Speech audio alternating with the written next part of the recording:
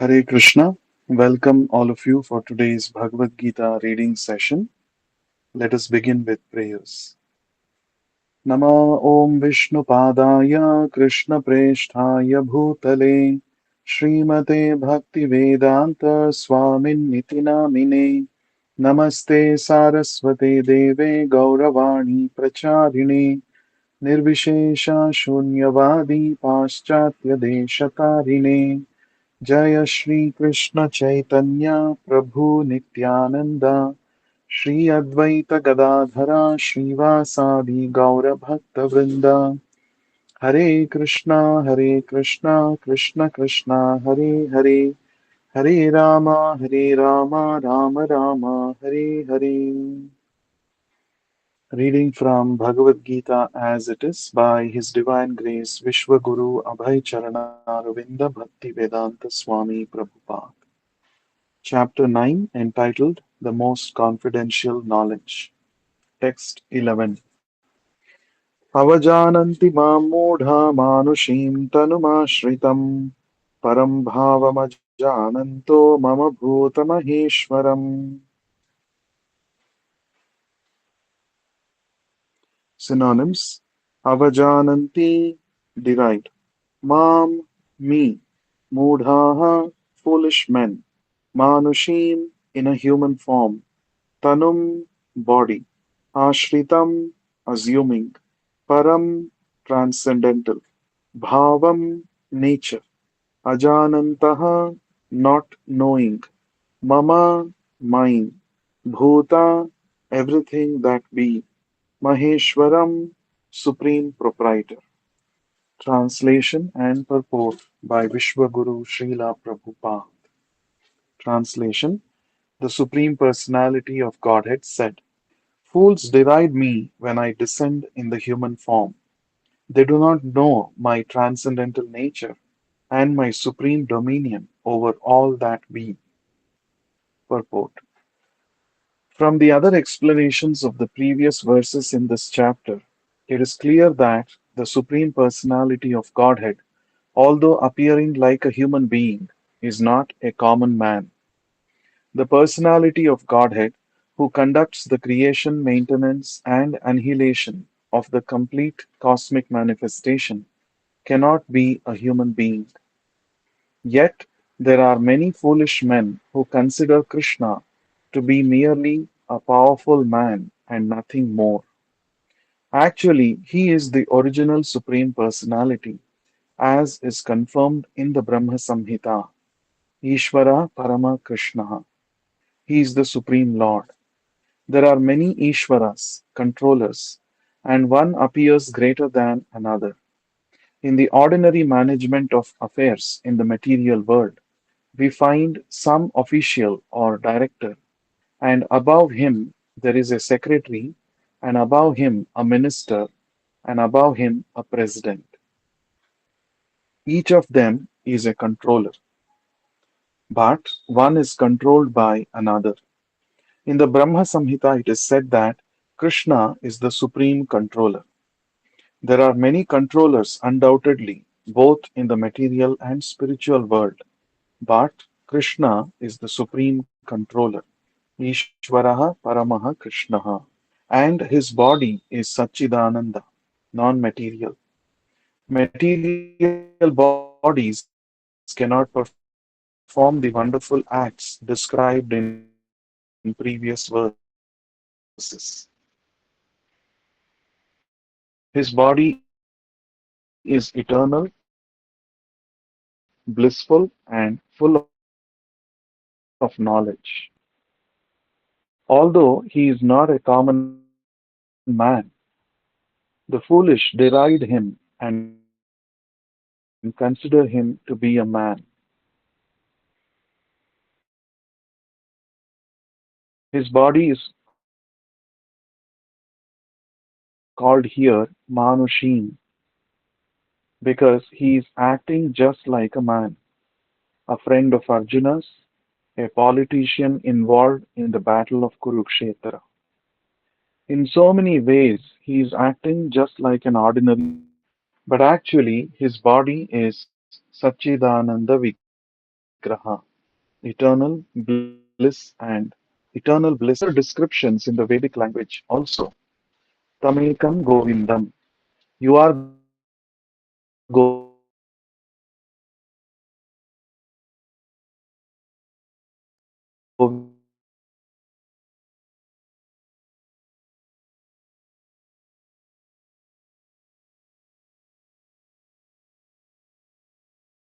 Govinda, the pleasure of the senses and the cows. Sachidananda Vigraham, and your form is transcendental, full of knowledge, bliss, and eternality. Despite the transcendental qualities of Lord Krishna's body, its full bliss and knowledge, there are many so-called scholars and commentators of Bhagavad Gita who deride Krishna as an ordinary man. The scholar may be born an extraordinary man due to his previous good work, but this conception of Sri Krishna is due to a poor fund of knowledge. Therefore, he is called Mudha. For only foolish persons consider Krishna to be an ordinary human being because they do not know the confidential activities of the Supreme Lord and his different energies. They do not know that Krishna's body is a symbol of complete knowledge and bliss, and that he is the proprietor of everything that be, and that he can award liberation to anyone. Because they do not know that Krishna has so many transcendental qualifications, they deride him. Nor do they know that the appearance of the Supreme Personality of Godhead in this material world is a manifestation of his internal energy. He is the master of the material energy, as has been explained in several places. Mama Maya Duratyaya. He claims that the material energy, although very powerful, is under his control, and whoever surrenders unto him can get out of the control of this material energy. If a soul surrendered to Krishna can get out of the influence of material energy, then how can the Supreme Lord, who conducts the creation, maintenance, and annihilation of the whole cosmic nature, have a material body like us? So, this conception of Krishna is complete foolishness. Foolish persons, however, cannot conceive that the personality of Godhead, Krishna, appearing just like an ordinary man, can be the controller of all the atoms and of the gigantic manifestation of the universal form. The biggest and the minutest are beyond their conception, so they cannot imagine that a form like that of a human being can simultaneously control the infinite and the minute. Actually, although he is controlling the infinite and the finite, he is apart from all this manifestation.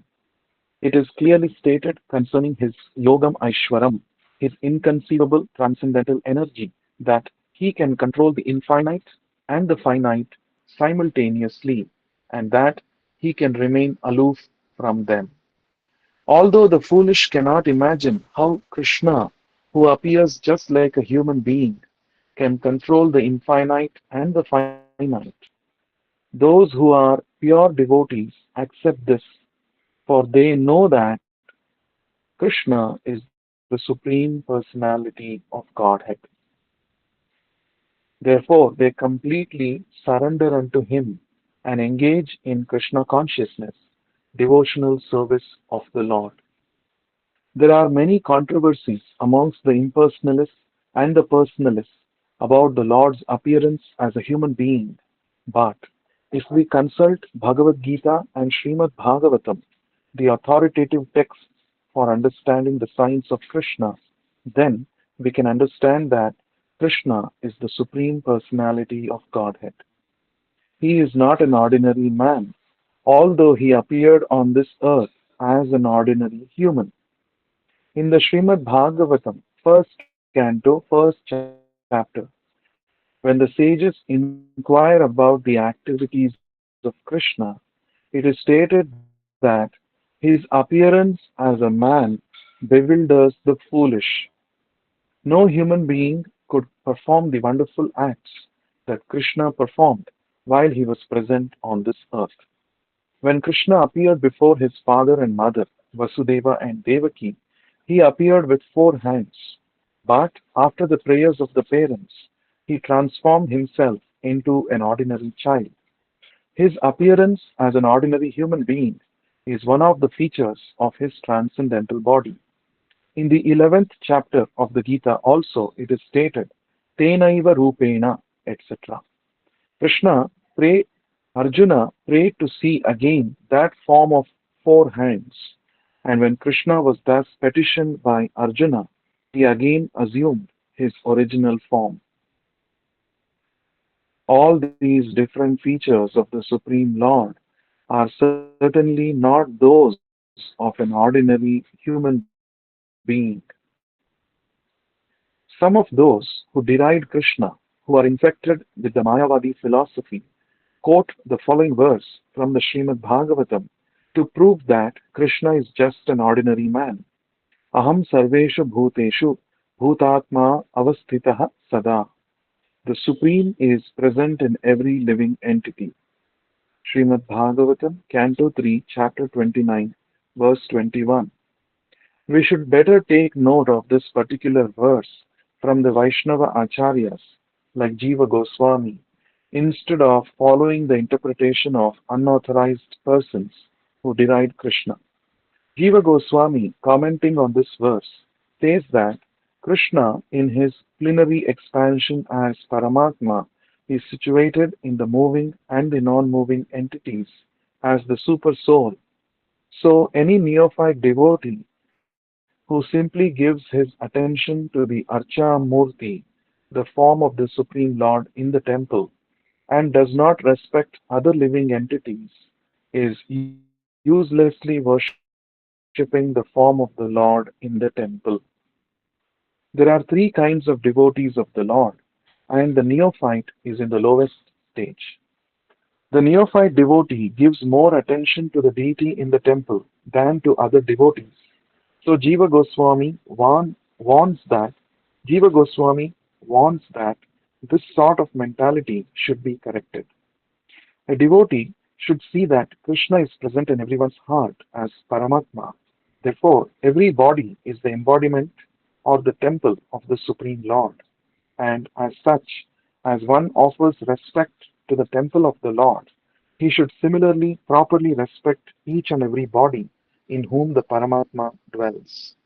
Everyone should therefore be given proper respect and should not be neglected. There are also many impersonalists who deride temple worship. They say that since God is everywhere, why should one restrict himself to temple worship? But if God is everywhere, is he not in the temple or in the deity? Although the personalist and the impersonalist will fight with one another perpetually, a perfect devotee in Krishna consciousness knows that although Krishna is the Supreme Personality, he is all pervading, as is confirmed in the Brahma Samhita.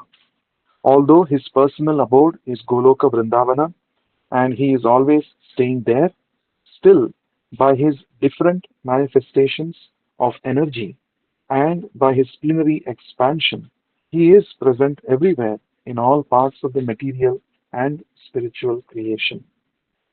Text 12. मोघाशामोघकर्माणो मोघज्ञानविचेतसः राक्षसीमासुरीं चैव प्रकृतिं मोहिनीं श्रिताः. Synonyms: Moghashaha, baffled hope; Moghakarmanaha, baffled in fruitive activities; Moghajnanaha, baffled in knowledge; Vichetasaha, bewildered; Rakshasim, demonic; Asurim, atheistic; Cha, and Eva, certainly; Prakritim, nature; Mohinim, bewildering; Shritaha, taking shelter of. Translation and purport by Vishwaguru Srila Prabhupada. Translation: Those who are thus bewildered are attracted by demonic and atheistic views. In that deluded condition, their hopes for liberation, their fruitive activities, and their culture of knowledge are all defeated. Purport. There are many devotees who assume themselves to be in Krishna consciousness and devotional service, but at heart do not accept the Supreme Personality of Godhead, Krishna, as the absolute truth. For them, the fruit of devotional service, going back to Godhead, will never be tasted. Similarly, those who are engaged in fruitive, pious activities and who are ultimately hoping to be liberated from this material entanglement will never be successful either because they deride the Supreme Personality of Godhead, Krishna. Similarly, those who are engaged in fruitive, pious activities and who are ultimately hoping to be liberated from this material entanglement will never be successful either because they deride the Supreme Personality of Godhead, Krishna. In other words, persons who mock Krishna are to be understood to be demonic or atheistic. As described in the seventh chapter of Bhagavad Gita, such demonic miscreants never surrender to Krishna. Therefore, their mental speculations to arrive at the absolute truth bring them to the false conclusion that the ordinary living entity and Krishna are one and the same. With such a false conviction, they think that the body of any human being is now simply covered by material nature, and that as soon as one is liberated from this material body, there is no difference between God and himself. This attempt to become one with Krishna will be baffled because of delusion. Such atheistic and demoniac cultivation of spiritual knowledge is always futile. That is the inclination, that is the indication of this verse. For such persons, cultivation of the knowledge in the Vedic literature, like the Vedanta Sutra and the Upanishads, is always baffled. It is a great offense, therefore, to consider Krishna, the Supreme Personality of Godhead, to be an ordinary man. Those who do, those who do so are certainly deluded because they cannot understand the eternal form of Krishna. In the Brihad Vaishnava mantra, it is clearly stated that one who considers the body of Krishna to be material should be driven out from all rituals and activities of the Shruti. And if one by chance sees his face, he should at once take bath in the Ganges to rid himself of infection. People jeer at Krishna because they are envious of the Supreme Personality of Godhead. Their destiny is certainly to take birth birth in the species of atheistic and demoniac life. Perpetually, their real knowledge will remain under delusion, and gradually they will regress to the darkest region of creation. Text 13.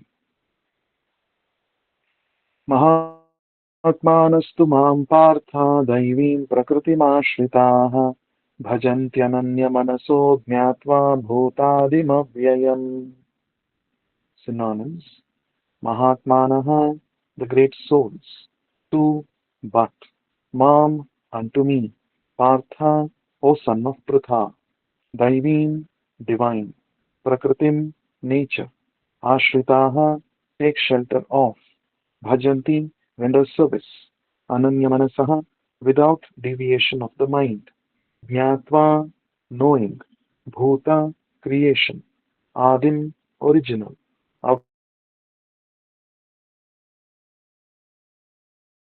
avyayam, inexhaustible.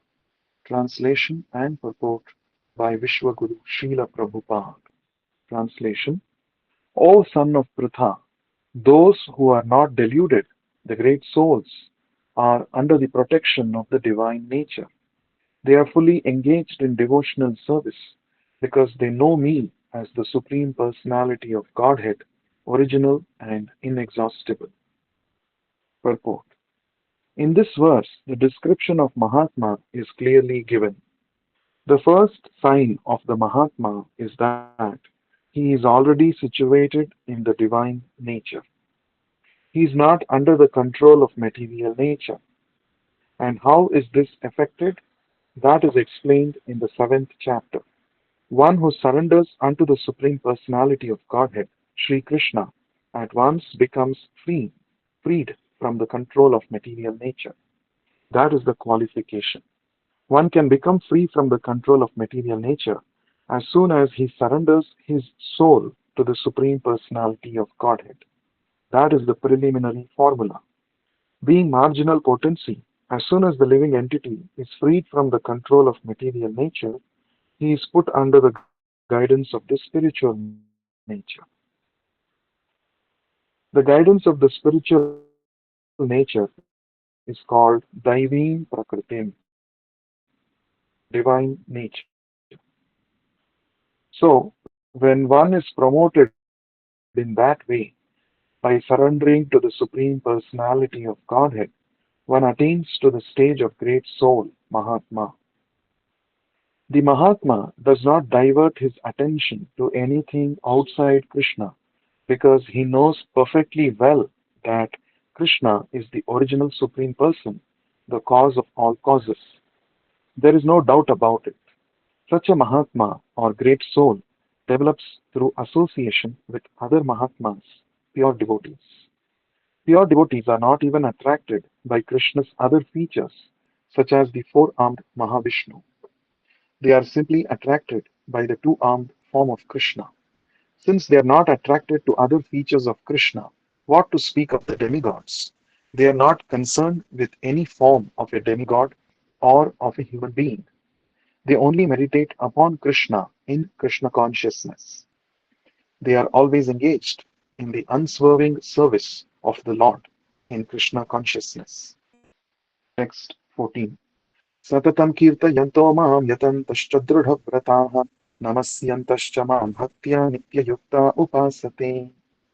Synonyms: Satatam, always, Kirtayantaha, chanting, Mam, me, Yatantaha, Yatantaha cha, fully endeavoring also, Dృఢవ్రతాः, with determination, Namasyantaha cha, offering obeisances, Mam, unto me, Bhaktya, in devotion, Nityayuktaha, perpetually engaged, Upasate, worship.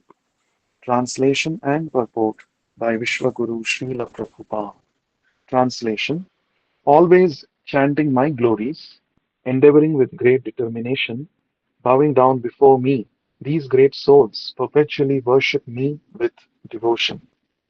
Purport: The Mahatma cannot be manufactured by rubber stamping an ordinary man. His symptoms are described here. A Mahatma is always engaged in chanting the glories of the Supreme Lord Krishna, the personality of Godhead. He has no other business. He is always engaged in the glorification of the Lord. In other words, he is not an impersonalist. When the question of glorification is there, one has to glorify the Supreme Lord, praising his holy name, his eternal form, his transcendental qualities, and his uncommon pastimes. One has to glorify all these things. Therefore, a Mahatma is attached to the Supreme Personality of Godhead. One who is attached to the impersonal feature of the Supreme Lord, the Brahma Jyoti, is not described as Mahatma in the Bhagavad Gita. He is described in a different way in the next verse. The Mahatma is always engaged in different activities of devotional service, as described in the Srimad Bhagavatam, hearing and chanting about Vishnu, not a demigod or human being. That is devotion. Shravanam Kirtanam Vishnoho Smaranam. And remembering him. Such a Mahatma has firm determination to achieve at the ultimate end the association of the Supreme Lord in any one of the five transcendental rasas. To achieve that success, he engages all activities, mental, bodily, and vocal, everything in the service of the Supreme Lord, Sri Krishna. That is called full Krishna consciousness. In devotional service, there are certain activities which are called determined, such as fasting on certain days, like the 11th day of the moon, Ekadashi, and on the appearance day of the Lord, etc. All these rules and regulations are offered by the great acharyas for those who are actually interested in getting admission into the association of the Supreme Personality of Godhead in the transcendental world. The Mahatmas, great souls, strictly observe all these rules and regulations, and therefore they are sure to achieve the desired result. As described in the second verse of this chapter, this devotional service is not only easy, but it can be performed in a happy mood. One does not need to undergo any severe penance and austerity. He can live this life in devotional service, guided by an expert spiritual master, and in any position, either as a householder or a sannyasi or a brahmachari, in any position and anywhere in the world, he can perform this devotional service to the Supreme Personality of Godhead and thus become actually Mahatma, a great soul. Text 15. ज्ञानयज्ञेन चाप्यन्ये यजन्तो मामुपासते एकत्वेन पृथक्त्वेन बहुधा विश्वतो मुखम्. Synonyms: Jnana Yajnena, by cultivation of knowledge, cha, also, api, certainly, anye, others, yajantaha, worshipping, mam, me, upasate, worship, ekatvena, in oneness, pruthatvena, in duality, bahudha, diversity, vishwataha, mukham, in the universal form. Translation and purport by Vishwaguru Srila Prabhupada. Translation: Others who are engaged in the cultivation of knowledge worship the Supreme Lord as the one without a second, diverse in many, and in the universal form. Purport: This verse is the summary of the previous verses. The Lord tells Arjuna that those who are purely in Krishna consciousness and do not know anything other than Krishna are called Mahatma. Yet there are other persons who are not exactly in the position of Mahatma, but who worship Krishna also in different ways. Some of them are already described as the distressed, the financially destitute, the inquisitive, and those who are engaged in the cultivation of knowledge. But there are others who are still lower, and these are divided into three. 1. He who worships himself as one with the Supreme Lord. 2. He who concocts some form of the Supreme Lord and worships that. And 3. He who accepts the universal form, the Vishwarupa of the Supreme Personality of Godhead, and worships that. Out of the above three, the lowest, those who worship themselves as the Supreme Lord, thinking themselves to be monists, are most predominant. Such people think themselves to be the Supreme Lord, and in this mentality, they worship themselves. This is also a type of God worship, for they can understand that they are not the material body, but are actually spiritual soul. At least, such a sense is prominent. Generally, the impersonalists worship the Supreme Lord in this way. The second class includes the worshippers of the demigods, those who, by imagination, consider any form to be the form of the Supreme Lord. And the third class includes those who cannot conceive of anything beyond the manifestation of this material universe. They consider the universe to be the supreme organism or entity and worship that. The universe is also a form of the Lord. We shall continue to read in the next session. Thank you for joining. ग्रंथराज Shrimad Bhagavad Gita की जय। जय विश्व गुरु श्रील प्रभुपाद की जय। जय। हरे कृष्ण।